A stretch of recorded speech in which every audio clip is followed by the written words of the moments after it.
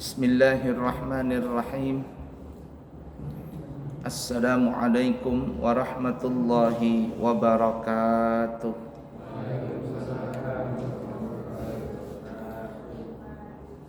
Alhamdulillahi rabbil alamin.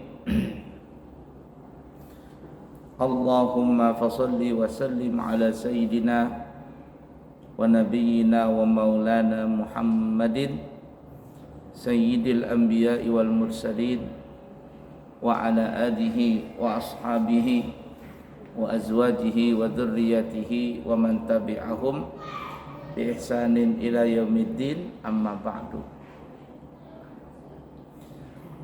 Kita masih membahas tentang sunnah-sunnah salat setelah salam.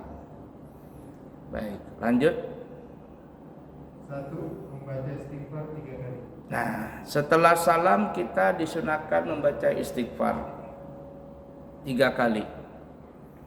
Boleh kita membaca astaghfirullah, astaghfirullah, astaghfirullah, boleh. Atau membaca astaghfirullahalladzi la ilaha illa huwal hayyul qayyum wa atubu ilaih 3 kali juga boleh. Ya. Yang seperti itu disunahkan baca istighfar. Lanjut. 2. Menyapu dahi dan mukanya dengan tangan kanan sebagaimana telah disebutkan di dalam kitab Azkar karangan dari Imam Nawawi dan di dalam kitab Ibnu Sina yang diriwayatkan dari Anas bin Malik. Rasulullah mengajarkan seperti demikian sambil beliau mengucapkan doa. Jadi setelah salam juga disunahkan mengusap muka. Nah gini, dahi semuanya. Riwayatnya Ibnu Sina bersumber daripada Sayyidina Anas bin Malik. Begitu juga dalam kitab Al-Adhkar, dalam kitab hadis Al-Adhkar yang disusun oleh Al-Imam An-Nawawi, ya, Imam Nawawi. Nabi melakukan itu sambil membaca asyhadu an la ilaha illa huwa rahmanur rahim Allahumma dhhab anni al-hamma wal hazan. Asyhadu an la ilaha illa huwa rahmanur rahim Allahumma dhhab anni al-hamma wal hazan. Sunnah baca itu. Tapi kalau orang-orang salafi nggak mau ngerjain dia. Nah, kita ada dalilnya. Asyhadu an la ilaha illa huwar rahmanir rahim. Aku bersaksi bahwa tiada Tuhan selain Allah yang Rahman Ar-Rahim, pengasih dan penyayang. Allahumma dhhab, ya Allah hilangkanlah, anni dariku, al-hamma wal hazan, duka cita dan kesedihan. Jadi insya Allah siapa yang mengamalkan ini, doa tadi, setelah salam sambil mengusap wajah dengan tangan kanan dan membaca doa, maka insya Allah Allah akan hilangkan darinya itu duka cita dan kesedihan. Artinya Allah akan tanamkan di hatinya rasa riang dan gembira, walaupun cobaan datang bertubi-tubi kepada dia. Namanya hidup, kita tidak lepas yang namanya dari cobaan. Orang yang saleh dicoba, orang yang tidak saleh juga dicoba. Dari orang yang awam sampai para nabi dan rasul juga dicoba. Nah, tapi bagi orang-orang yang mengamalkan doa ini, insya Allah bagaimanapun cobaan dan beratnya, dia akan bisa melewatinya dengan hati riang dan gembira. Karena sebenarnya kebahagiaan itu hakikatnya bukan dari harta, bukan dari jabatan, bukan dari tahta, tetapi kebahagiaan itu sebenarnya didapat dari hati yang tenang, hati yang bahagia. Walaupun hidupnya sederhana, rumahnya pun hanya berdindingkan anyaman rotan atau bambu, tapi hidup mereka tenang. Walaupun mereka hidup di di desa atau di pantai, tetapi hidup mereka tenang. Bahkan disuruh tinggal di tempat yang mewah pun juga mereka nggak mau. Ya enggak? Ada saya lihat di di media sosial, rumahnya itu di pantai. Saking enaknya, saking bahagianya dia kalau mau makan ikan nggak repot-repot, tinggal buka, tinggal ke belakang mancing. Sekali dapat, sebentar dapat. Maka ikannya yang sebesar genggaman telapak tangan, kan lumayan ini. Tinggal mancing, tinggal beberapa menit, angkat dapat. Subhanallah, nikmat sekali seperti itu. Yang seperti itu tidak bisa ditukar dengan apapun juga.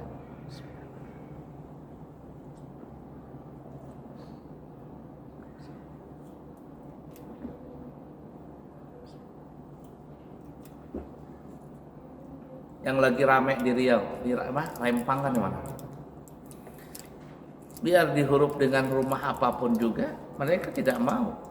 Itu tanah leluhur kami, itu tanah tempat pencaharian kami. Walaupun seperti itu, tapi bahagia. Nah, jadi nggak bisa diukur dengan harta benda kebahagiaan tadi, tetapi bahagia itu diukur dengan hati seseorang yang senang, riang. Nah, untuk mendapatkan hati yang bahagia tadi, salah satu amalannya adalah mengamalkan amalan ini. Setelah kita salam, kita mengusap wajah kita dengan tangan kanan sambil membaca asyhadu an la ilaha illa huwar rahmanir rahim Allahumma dhhab anni al-hamma wal hazan. Aku bersaksi tiada Tuhan selain Allah yang Rahman Ar-Rahim, pengasih penyayang. Ya Allah, hilangkanlah dariku dari kedukaan dan kesedihan. Baik, lanjut. Dan juga membaca ayat kursi. Ayat kursi dibaca. Banyak fadilahnya ayat kursi ini ya. Salah satu fadilahnya disebutkan adalah siapa yang mengamalkan ayat kursi, membaca ayat kursi setelah selesai salat fardu, maka tidak ada antara dia dengan surga kecuali kematian. Jadi kalau kita tadi maghrib nih baca ayat kursi, umpama Allah mentakdirkan kita meninggal dunia sebelum isya meninggal dunia, maka kita dipastikan masuk surga. Ya tentu ya kewajiban-kewajiban yang lain itu sudah dikerjakan. Jangan cuma mengandalkan ini kemudian hutang gak dibayar-bayar sama orang zalim. Puasa banyak utangnya, ya sama juga bohong. Maksudnya semua kewajiban itu sudah dikerjakan. Kita tidak ada berbuat zalim kepada Allah ataupun kepada makhluk Allah Ta'ala. Lalu kita mengamalkan ayat kursi ini setelah selesai salat fardu, kita baca sekali, maka salah satu fadilahnya disebutkan dalam riwayat, tidak ada antara dia dengan surga, tidak ada yang menghalangi dia untuk masuk surga kecuali cuma kematian saja. Artinya kalau mati surga sudah. Kita setelah salat isya baca ayat kursi, meninggal kita umpama di malam hari, surga langsung. Setelah salat subuh kita baca ayat kursi, meninggal kita umpama jam 8, jam 9 dan seterusnya, sebelum zuhur meninggal, surga kita langsung. Itu amalan daripada ayat kursi luar biasa. Dan kita terus terang sehari ini berapa kali kita baca ayat kursi? Kayaknya kita bukan hanya 5 kali salat saja baca 5 kali baca ayat kursi setiap salat. Di waktu yang lain kita mungkin aja sering baca ayat kursi. Mau tidur baca ayat kursi dan lain sebagainya. Fadilahnya sangat besar sekali. Banyak manfaatnya ayat kursi itu. Ada disebutkan di dalam riwayatnya Nabi kita Muhammad sallallahu alaihi wasallam memerintahkan kepada Abu Hurairah untuk menjaga Baitul Mal. Menjaga Baitul Mal. Maka Abu Hurairah pun siap menjaganya. Di malam hari Abu Hurairah menjaga Baitul Mal itu. Tiba-tiba di tengah malam ada kayak semacam siluman, kayak semacam kerbau gitu. Siluman ya, jin. Datang dia masuk ke dalam Baitul Mal. Namanya jin, bisa saja dia masuk lewat mana saja. Abu Hurairah menangkap itu. Tak. Kata Abu Hurairah, sungguh aku akan membawa engkau besok ke hadapan Nabi Muhammad SAW. Maka si kerbau ini semacam siluman tadi bilang, tolong lepaskan aku. Kalau engkau lepaskan aku berjanji tidak akan kembali lagi. Tidak akan kembali lagi. Kata Abu Hurairah, baiklah kalau begitu, karena ini jin belum sempat mengambil harta-harta di dalam Baitul Mal tadi. Dilepaskan sama Abu Hurairah. Besok pagi Nabi bertemu dengan Abu Hurairah. Abu Hurairah belum cerita, Nabi sudah bertanya lebih dahulu. Kaifa asiru kal barihah? Abu Hurairah, bagaimana tawananmu tadi malam? Itu tawananmu tadi malam gimana ceritanya? Kaget Abu Hurairah. Tahu dari mana Nabi ini? Kata Abu Hurairah, ya Rasulullah, aku lepaskan dia. Kata Nabi, kenapa engkau lepaskan? Kata Abu Hurairah, karena dia berjanji ya Rasul, dia tidak akan datang lagi. Kata Nabi, kadzaba, dia telah berbohong. Nanti malam saya tilailah, dia akan datang lagi nanti malam. Itu orang bohong itu. Nanti malam dia akan datang lagi. Mendengar dari Nabi Abu Hurairah mendengar dari Nabi bahwa nanti malam datang lagi si siluman ini, maka Abu Hurairah menjaga Baitul Mal itu lebih ketat lagi. Dan memang benar apa yang dikatakan oleh Nabi kita Muhammad sallallahu alaihi wasallam itu benar terjadi. Datanglah si siluman ini. Datang, ditangkap lagi sama Abu Hurairah. Ternyata engkau berbohong ya. Sungguh aku akan tangkap engkau dan kubawakan engkau besok pagi di hadapan Nabi. Maka si siluman ini seperti siluman kerbau gitu, dia bilang, jangan dibawa aku besok. Aku berjanji aku tidak akan datang lagi. Aku berjanji tidak akan datang lagi. Kata Abu Hurairah, janji ya sudah. Kalau begitu aku lepaskan kamu. Dilepaskan lagi kedua kali sama Abu Hurairah. Lalu datang pagi hari, Abu Hurairah bertemu dengan Nabi. Seperti biasa, Nabi tahu apa yang tidak ditahu. Sebelum Abu Hurairah cerita, Nabi kita sudah bertanya, Abu Hurairah, gimana ceritanya tadi malam lagi itu? Kata Abu Hurairah, lepaskan lagi ya Rasulullah. Kenapa engkau lepaskan? Ya Rasul, dia berjanji dia tidak akan kembali lagi. Kata Nabi, bohong, dia itu bohong. Kamu mau aja dibodohinya. Nanti malam dia datang lagi, kata Nabi. Bahasa kitanya seperti itu. Nanti malam dia datang lagi.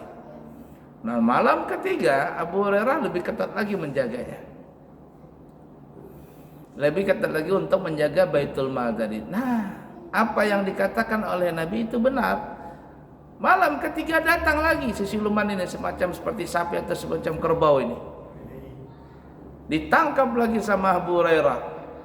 Wah, ini kamu berbohong yang ketiga kali. Sungguh aku akan kuhadapkan engkau di hadapan Nabi besok hari. Kata siluman ini, tolong jangan ditangkap aku, katanya. Jangan ditangkap aku, lepaskan saja aku. Lah kamu sudah berbohong 3 kali nih. Enggak, katanya, ini yang terakhir. Aku berjanji tidak akan datang lagi, tapi ada syaratnya. Apa kata Abu Hurairah syaratnya? Engkau baca ayat kursi.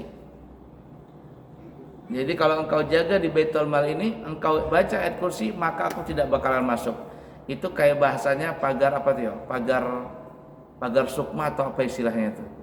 Jadi kalau kita baca ayat kursi itu Baitul Mal dipagar dengan pagar sukma bahasa istilahnya, bukan pagar Nusa ya. Kalau pagar Nusa kan persilatan ya. Jadi kayak pagar yang tidak bisa dilihat oleh orang biasa, tapi tidak bisa dimasukin oleh jin. Nah, kalau kau kebaca ini Abu Hurairah, bagaimanapun aku tidak bisa masuk. Tapi kalau engkau tidak baca ini, mau nggak mau, aku ini akan terbawa masuk ke dalam ini. Jadi ibarat kata itu dia, kalau nggak baca ayat kursi, si jin ini ibarat kata masuk ke alam dunia. Jadi untuk membatas antara kita dengan alam jin tadi, alam kita dengan alam jin, dibatas dengan ayat kursi tadi, dibentengin itu. Kalau enggak jin itu masuk. Ya bahasa kitanya itu dipagar. Kalau enggak dipagar, ya masuklah binatang tadi. Janji kata Abu Hurairah. Tapi ingat, ya, engkau baca wahai Abu Hurairah ayat kursi ini. Baiklah, maka dilepaskanlah jin tadi. Besok pagi Abu Hurairah ketemu lagi dengan Nabi. Kata Nabi, gimana ceritanya kau lepaskan lagi? Anu ya Rasul, kau lepaskan lagi. Iya, kenapa engkau lepaskan? Dia berjanji, katanya Abu Hurairah, dia berjanji tidak datang lagi asalkan aku membaca ayat kursi di malam hari. Jadi kalau aku jaga di Baitul Mal, aku baca ayat kursi, maka dia tidak akan datang. Apa kata Nabi? Shadaqal kadzdzab, telah benar oleh orang yang pembohong. Maksudnya apa ya? Amalan yang dia kasih itu benar, tapi orangnya tetap pembohong. Orangnya tetap pembohong, tapi amalan yang dia kasih itu benar. Jadi amalan ayat kursi ini untuk menghindarkan jin tidak masuk ke kita, itu adalah amalan yang dibongkar oleh jin sendiri. Ya, jin itu ngasih ijazah kepada Abu Hurairah supaya dia tidak bisa masuk, ngasih rahasianya itu. Paham gak maksudnya? Nah, coba lihat itu ya. Nah, jadi banyak sekali manfaat ayat kursi ini. Kalau kita kan baca ayat kursi ini kan apa ya? Supaya ngusir jin. Ada orang kesurupan baca ayat kursi. Orang kesurupan baca ayat kursi. Sekalinya yang baca kesurupan. Muyak akhirnya lemparkan kursinya. Ayat kursi nggak mempan, kursinya dilemparkan baru mempan. Bismillahirrahmanirrahim. Ada saya tadi lihat di media sosial, ini nggak tahu benar atau tidaknya. Entah apa, main kuda lumping atau apa. Kuda lumping itu kan manggil setan. Kesurupan lah ini orang ini. Nggak sembuh-sembuh, diobati nggak sembuh-sembuh. Datang perempuan, akhirnya nggak sembuh-sembuh. Mohon maaf nih ya, dia masukkan tangannya itu ke dalam alat kelaminnya, diobok-obok alat kelaminnya, baru diginikan ke mukanya orang yang kesurupan tadi, sembuh. Ternyata bau alat kelaminnya itu bikin lari jin tadi. Jadi ala kuliah aneh-aneh juga nih ya. Ada saya dengar cerita orang Cina kan dia bukan Islam nih ya. Istrinya itu kesurupan. Dia mau ngobatin cara apa ini? Akhirnya banyak orang datang, kata setelah suaminya datang, pulang semuanya, pulang. Lalu apa? Istrinya ini dimasukkan dalam kamar. Cara ngobatinnya gimana? Dipukuli istrinya. Kesempatan aku dendam sama istriku, kupukulin sekali. Istrinya tuh dipukulin, bengkak, lupa. Lari juga jinnya. Tapi biru-biru badan istrinya. Mungkin suaminya dibalas dendam sekalian dengan istrinya. La ilaha illallah.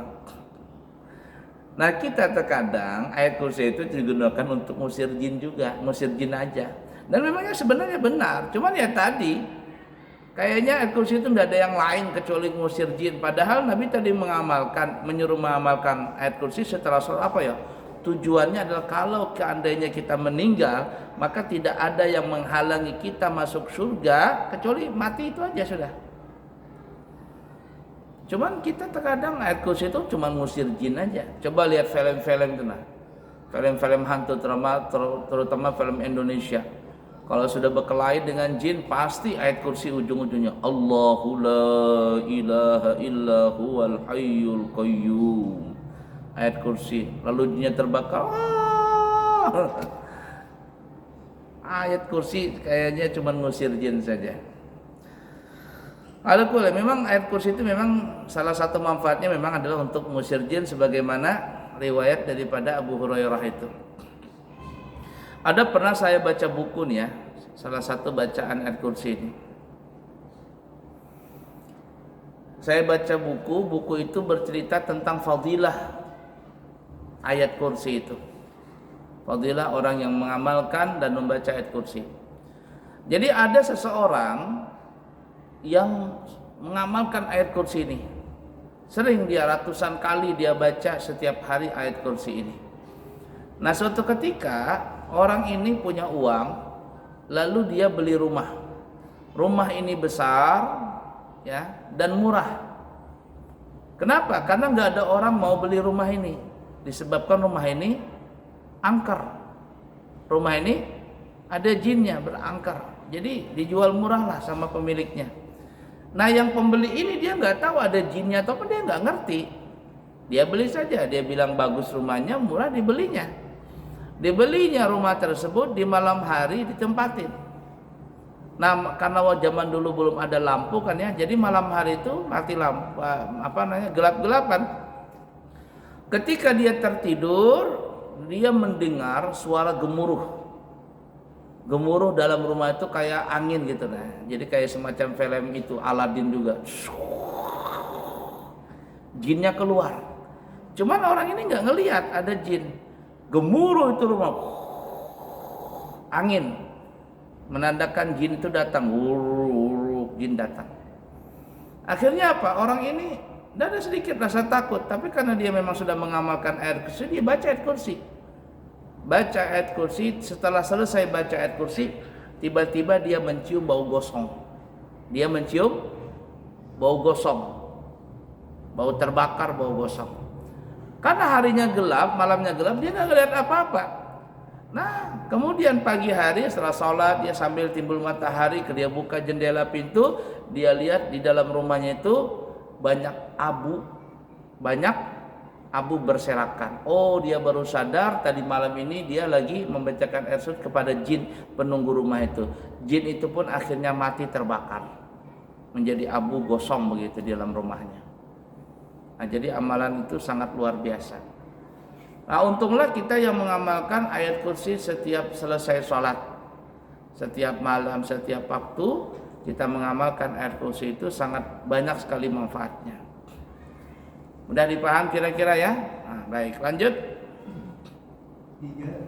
Diterangkan dalam hadis yang diriwayatkan oleh Imam Muslim, yaitu barang siapa membaca zikir yang seperti tertera di bawah ini setelah sholat, maka dosa-dosanya akan diampuni sekalipun sebanyak buih-buih di lautan, yaitu zikir subhanallah walhamdulillah Allahu akbar. Nah, terus 33 kali. Nah, ini amalan kan ya? Selesai sholat subhanallah, subhanallah, subhanallah 33, alhamdulillah, alhamdulillah 33 kali, Allah Akbar 33. Dalam riwayat yang lain 33 pas, Allahu Akbar 33 kali pas.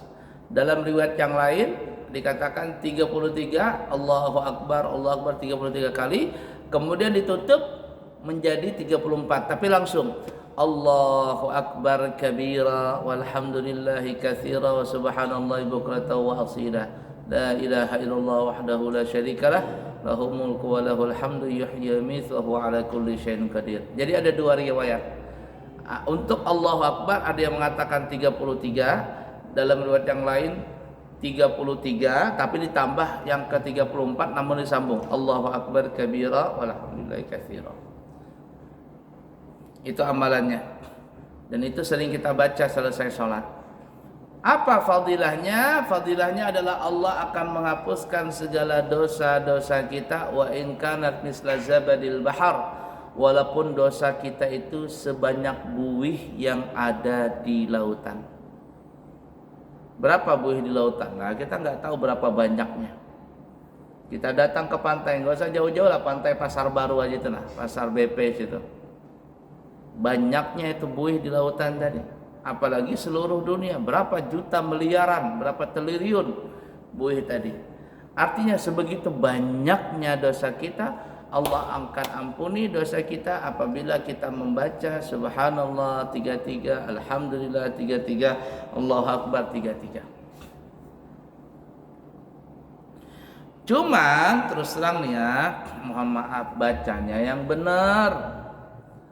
Ini terkadang ya subhanallah subhanallah subhanallah subhanallah subhanallah subhanallah subhanallah subhanallah subhanallah alhamdulillah alhamdulillah alhamdulillah alhamdulillah alhamdulillah alhamdulillah alhamdulillah alhamdulillah alhamdulillah alhamdulillah apa baca Allah akbar Allah akbar Allah akbar Allah akbar Allah akbar Allah akbar Allah akbar Allah akbar Allah akbar Allah akbar Allah akbar Allah akbar Allah akbar Allah akbar apa bilang. Banyak sekali imam begitu. Bahkan saya tidak sebutkan masjidnya, ada masjid kalau saya sebutkan pasti tahu semuanya. Masjid besar di Balikpapan, tapi imamnya betul Allah akbar Allah akbar Allah akbar Allah akbar Allah akbar Allah akbar subhanallah subhanallah subhanallah subhanallah. Yang anehnya kalau kita hitung satu-satu itu nggak sampai 33. Jadi gimana mungkin ngetek tasbih itu sekali 2 biji mungkin subhanallah subhanallah subhanallah. Nggak sampai 33. Itu sering, itu kendala imam tuh begitu tuh. Saya terus terang bukan sekali 2 kali mendapati imam seperti itu. Banyak sekali kita. Sudah mungkin hitungannya nggak sampai 33, kemudian bacanya subhanallah subhanallah subhanallah subhanallah subhanallah subhanallah subhanallah alhamdulillah alhamdulillah alhamdulillah alhamdulillah alhamdulillah alhamdulillah alhamdulillah Allah akbar Allah akbar Allah akbar Allah akbar Allah akbar Allah akbar Allah akbar Allah akbar. Apa? Malaikat aja bingung. Malaikat yang ngerti bahasa Arab bingung. Ini apa? Allah akbar Allah akbar Allah akbar Allah akbar. Bahkan ada satu masjid di Balikpapan, agak jauh dari sini ya, itu masuk Balikpapan Utara mungkin. Masjidnya pinggir jalan, itu imamnya kalau dia baca tasbih, tahmid, takbir itu udah sampai 33, mungkin 10 kali aja. Subhanallah, subhanallah, subhanallah, subhanallah, subhanallah, alhamdulillah, alhamdulillah. Bacaannya bagus, subhanallah, subhanallah, alhamdulillah. Tapi udah sampai 33. Kalau nggak salah cuman 10 kali aja. Saya nggak tahu dapat di mana riwayatnya itu. Nah, yang diajarkan sama Nabi kita tasbihnya 33, tahmidnya 33, takbirnya 33. Ada sebagian riwayat takbirnya 434, tapi yang ke-34 disambung dengan zikir yang seterusnya. Ghufirat dzunubuhu wa in kanat misla zabadil bahar. Allah akan mengampuni dosanya walaupun dosanya itu sebanyak buih di lautan. Baca itu kita. Sayang kalau kita nggak baca. Ya, mau pakai tasbih boleh, mau pakai jari boleh. Dosa ribut masalah tasbih atau jari. Yang bilang ini pakai jari yang bagus, yang satunya pakai tasbih yang bagus. Sudahlah sama aja. Nggak boleh pakai tasbih. Itu bid'ah katanya. Kalau begitu sekalian aja nggak usah pakai sejadah kita sholat. Tasbih katanya nggak boleh karena Nabi nggak pakai tasbih. Kalau begitu sekalian nggak usah pakai sejadah, nggak usah pakai keramik, karena zaman Nabi itu masjidnya langsung pakai tanah. Nggak usah pakai mikrofon sekalian. Tasbih diributin. Ada film apa namanya itu ya? Sejadah apa namanya? Ka'bah, sejadah gambar sejadah bergambar Ka'bah, film Roma Irama. Pernah nonton gak itu? Jadi Roma Irama pakai tasbih 33. Datang Komar, pemain sinetron ya. Komar. Pak Ustadz, apa yang di tangan Pak Ustadz itu? Oh, ini tasbih. Kata Ustadz Hasan, itu bid'ah Ustadz. Itu bid'ah. Nabi tidak ada pakai tasbih. Nabi pakai jari. Oh, kata Roma Irama. Pas mau adzan si Komar ini, ya sekarang Komar jadi kiai juga, jadi ustaz. Ya, pelawak itu.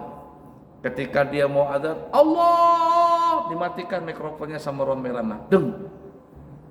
Kenapa Pak Ustaz matikan mikrofon? Kata Roma Irama, Ini zaman Nabi ada tidak? Tidak ada. Zaman Nabi kalau orang azan di mana? Di menara. Ini tidak ada zaman Nabi. Kira-kira kata Roma-Roma ini baik atau tidak? Baiklah. Kalau saya ada tidak pakai mikrofon, tambah monyong saya punya mulut katanya. Karena kan Komar kan mulutnya monyong. Kata Roma Irama, baik nggak ini? Baik. Ini namanya bid'ah hasanah.